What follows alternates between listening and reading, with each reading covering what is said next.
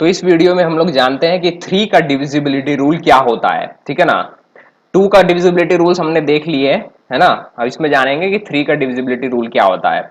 Divisibility rule मतलब यही होता है कि देखो हमें कुछ नंबर दिए हुए हैं है ना, या फिर जैसे फ्रैक्शंस भी होते हैं ना, तो उसमें देखो प्रॉब्लम क्या होती है कि कुछ फ्रैक्शनल नंबर्स ऊपर आ जाते हैं और हमको पता नहीं चलता है कि वो नंबर जो है 5 से डिवाइड होने वाला है कि नहीं, या 4 से डिवाइड होने वाला है कि नहीं। तो हम क्या करते हैं कि उनको डिवाइड करके देखते हैं पूरा पूरा। बड़े नंबर भी होंगे तो उसको पूरा डिवाइड करके देखते हैं, 3 से करते हैं, 4 से करते हैं, 5 6 से करते हैं, बाद में पता चलता है तो किसी और से डिविजिबल है।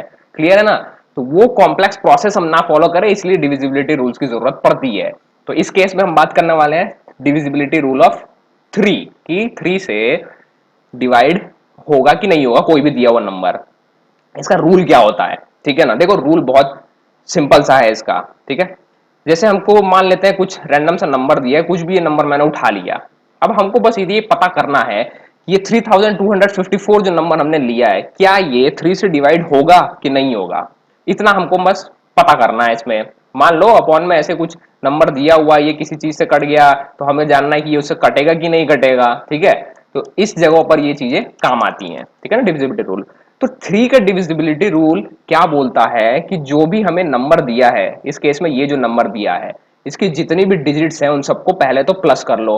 मतलब 3 प्लस 2 प्लस 5 प्लस 4 करना है। क्या करना है, 3 प्लस 2 प्लस 5 प्लस 4। ठीक है, इन सबको प्लस करना है। प्लस करके देखो कितना हो रहा है, 3 2 5, 5 5 10 और 4 14, यानी कि 14 आएगा ये टोटल। ठीक है। सबसे पहला स्टेप तो यही रहता है। 3 की डिविजिबिलिटी रूल की मैं बात कर रहा हूं है ना। 3 के डिविजिबिलिटी रूल में क्या रहता है, सबसे पहला स्टेप तो यही रहता है कि जो भी नंबर दिया है उनके अंदर जो भी डिजिट्स हैं उन सबको प्लस कर लेना है। अब प्लस करने के बाद ये जो आंसर आ रहा है, ठीक है ना, कितना आ रहा है, 14 आ रहा है। 14 जो ये आंसर आएगा या जो भी आंसर आएगा इनकी डिजिट्स को प्लस करने के बाद, उसके बाद हमें ये चेक करना है कि ये जो आंसर आ रहा है क्या वो 3 की टेबल में आता है, या फिर ऐसा कहूं कि क्या वो नंबर 3 से डिवाइड हो जाएगा। तो अगर ये 14, जैसे ध्यान से देखें तो ये 14 दिया है, क्या 14 3 की टेबल में आता है। तो 14 यार सीधी सी बात है 3 की टेबल में नहीं आता। ये छोटा सा नंबर दिया है तो हम डायरेक्ट 3 की टेबल पढ़ के, या 3 की टेबल हमको आती है तो हम सीधे बता सकते हैं कि नहीं 14 जो है वो 3 की टेबल में नहीं आता है। तो क्योंकि 14 3 की टेबल में नहीं आता है इसीलिए 3254 जो है ये भी 3 से डिवाइड नहीं होगा। कैसे पता हमको ये रूल काम कर रहा है कि नहीं, तो बस वही करते हैं, क्या इसको करते हैं हम डिवाइड। ठीक है।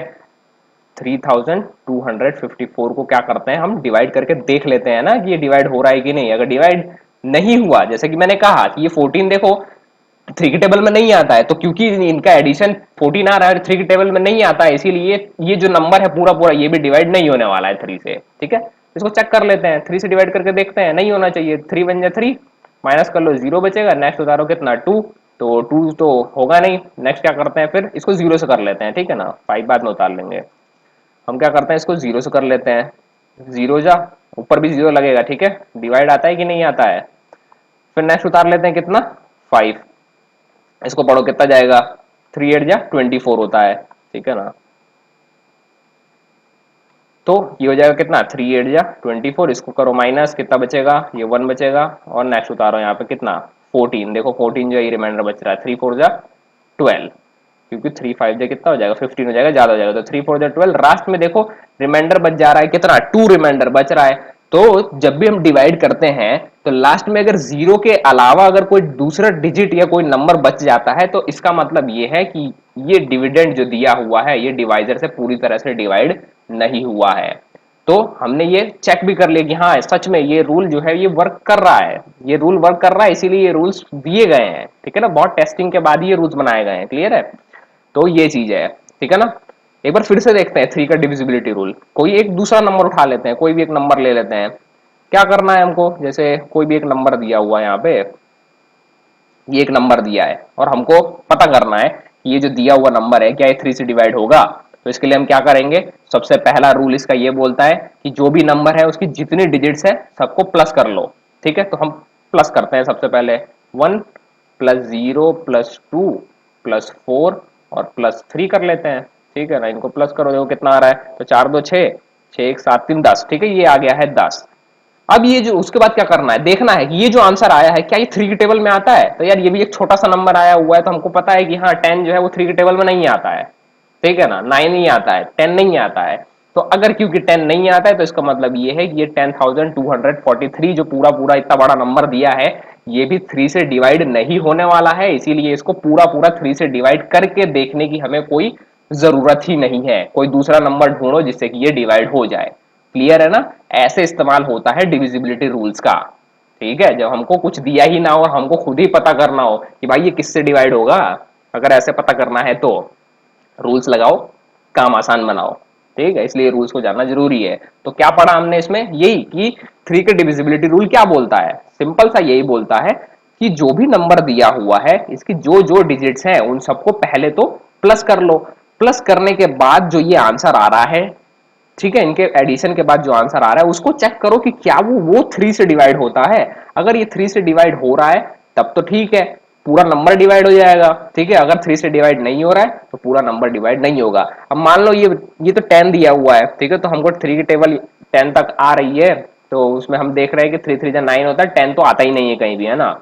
पर अगर बड़े नंबर दिए होंगे तो क्या करेंगे? तो अगर बड़े नंबर दिए होंगे तो हम डिवाइड करके उनको देखना ही पड़ेगा। ठीक है, इस चीज से तो ये लगाना ही पड़ेगा यहाँ पे ये रूल। ठीक है ना, तो 3 से डिवाइड करके देख लेना, 3 3 कितना हो जाएगा? 9 हो जाएगा, माइनस कर लो, 1 बच रहा है, तो यहाँ 1 रिमाइंडर बच रहा है, इसका मतलब डिवाइड नहीं हुआ। तो अगर ये डिवाइड नहीं हुआ 3 से तो बस हम कह सकते हैं कि ये वाला जो बड़ा नंबर है ये भी डिवाइड नहीं होने वाला है। तो इस पर टाइम वेस्ट करने की जरूरत नहीं पड़ेगी, कोई दूसरा नंबर ढूंढ लेंगे जिससे डिवाइड हो जाए। ठीक है, तो काम इससे आसान बन जाता है।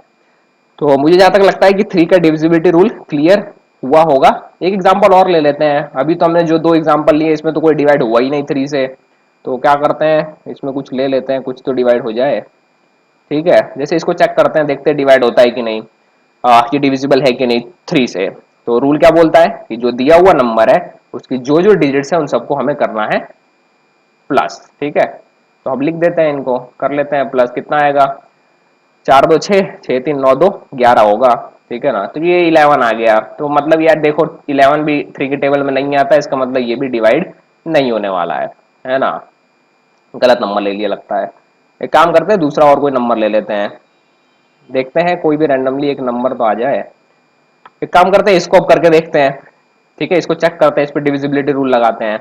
तो क्या बोलता है 3 का डिविजिबिलिटी रूल? बार बार इसलिए बता रहा हूं ताकि ये चीज माइंड में फिट हो जाए। ठीक है ना, 3 का डिविजिबिलिटी रूल क्या बोलता है कि सारी जो डिजिट्स हैं इनको प्लस करो सबसे पहले। तो ठीक है भाई, कर लेते हैं प्लस। ठीक है ना, तो कितना हो जाएगा? 5 3 8 4 12, ये देखो 12 आ रहा है। क्या 12 3 की टेबल में आता है? तो हाँ यार, 12 जो है 3 की टेबल में आता है। तो अगर ये 12 3 की टेबल में आ रहा है मतलब इन सारी डिजिट्स का एडिशन करके जो आंसर आ रहा है अगर वो 3 से डिवाइड हो रहा है तो इसका मतलब ये है कि ये बड़ा सा जो नंबर दिया है ये भी पूरा पूरा डिवाइड हो जाएगा। तो हम क्या करते हैं, इस नंबर को डिवाइड करके थोड़ा चेक कर लेते हैं। ठीक है ना, तो यहाँ पे मैं लिख देता हूँ इसको। कितना दिया है? 4053। करो इसको डिवाइड, कितने से? 3 से करना है भाई डिवाइड। ठीक है ना, तो कितना हो जाएगा? 3 बन जा 3, माइनस कर लो, बचेगा 1, नेक्स्ट उतारो यहाँ पे कितना? 0। फिर कितना हो जाएगा? 3 3 जा 9। भाई डिवाइड करना तो आता है ना यार। 1, नेक्स्ट उतरेगा कितना? यहाँ पे आ जाएगा 5। तो 3 5 जा कितना हो जाएगा? ये हो जाएगा 15, माइनस कर लो 0 0, और लास्ट में देखो 3 बच रहा है, मतलब हाँ ये डिविजिबल है। ठीक है ना, तो हम क्या करते हैं, कितने से जाएगा? 3 बन जा 3, ये हो जाएगा। अब देखो इसमें पता है एक चीज ना मैंने हमेशा नोटिस किया है ये, कि जब हमको ये डिवाइड नहीं करना होता है, सिर्फ चेक करना होता है कि ये डिवाइड है कि नहीं, तो बहुत सारे बच्चे पता है क्या करते हैं, जैसे यहाँ देखो ये लास्ट में 3 दिया है ना इसके लास्ट में, तो क्योंकि यहाँ लास्ट में 3 बच रहा है तो हमको दिख रहा है ना कि 3 जो है ये 3 1 से जाता है, तो यार यहाँ पे 1 लिखो, और ये जो नीचे हम ये लिख के माइनस करते हैं इसको छोड़ दो। ठीक है, इसको मत लिखो यहाँ पे, इसको लिखने की क्या जरूरत है, ये तो वैसे भी रफ वर्क करते हैं हम लोग, ये जो डिवाइड करते हैं ये तो रफ वर्क करते हैं, कोई डिवीजन तो हमारा देखने वाला है नहीं। तो सिर्फ ये जो ऊपर क्वोशंट आ रहा है बस लास्ट में जो है डिजिट, इसको लिख दो, इसको लिखने की जरूरत ही नहीं है। क्लियर है ना, क्योंकि हमको तो डिविजिबिलिटी रूल्स में हमें तो सिर्फ इस क्वोशंट से मतलब रहता है, ये रिमाइंडर क्या आ रहा है क्या नहीं आ रहा है उससे फर्क नहीं पड़ रहा है। अगर ये पूरा पूरा डिवाइड हो रहा है तो, और नहीं भी हो रहा है तो भी कोई फर्क नहीं पड़ता है कि रिमाइंडर क्या बच रहा है लास्ट डिजिट की वजह से। सिर्फ ऊपर का क्वेश्चन लिखो, नीचे छोड़ो उसको, फालतू टाइम वेस्ट का काम है। अगर डिवाइड करके शो करना है जो कि चेक होने वाला है तो उस केस में लिखना इंपॉर्टेंट है, लेकिन जब हम रफ वर्क कर रहे हैं तो वहां पे ये चीज लिखने की कोई जरूरत ही नहीं है। ठीक है ना, सीधे क्वेश्चन से काम चला लो। क्लियर है? तो हाँ, तो हम कहा थे कि ये जो नंबर है इसको, इसके सारे डिजिट्स को जब हमने प्लस किया तो 12 आंसर आया, और 12 जो है वो 3 की टेबल में आता है 4 बार में। तो इसका मतलब ये हुआ कि ये जो बड़ा सा नंबर दिया हुआ ये भी डिविजिबल होगा। तो ये सच में डिविजिबल है या नहीं है, ये हमने यहाँ पे चेक कर लिया है, और चेक करके हमको पता चल रहा है कि हाँ ये रूल वर्क कर रहा है, और सच में ये नंबर जो है 3 से डिविजिबल है। तो रूल क्या है मैंने बार बार बता दिया है, क्लियर है ना। तो मुझे जहां तक लगता है कि ये 3 का डिविजिबिलिटी रूल समझ में आ गया होगा, नहीं समझ में आया होगा तो फिर से इस वीडियो को देख लेना, उसके बाद भी ना समझ में आए तो बताना। तो इस वीडियो के लिए बस इतना ही, मिलते हैं फिर नेक्स्ट वीडियो में।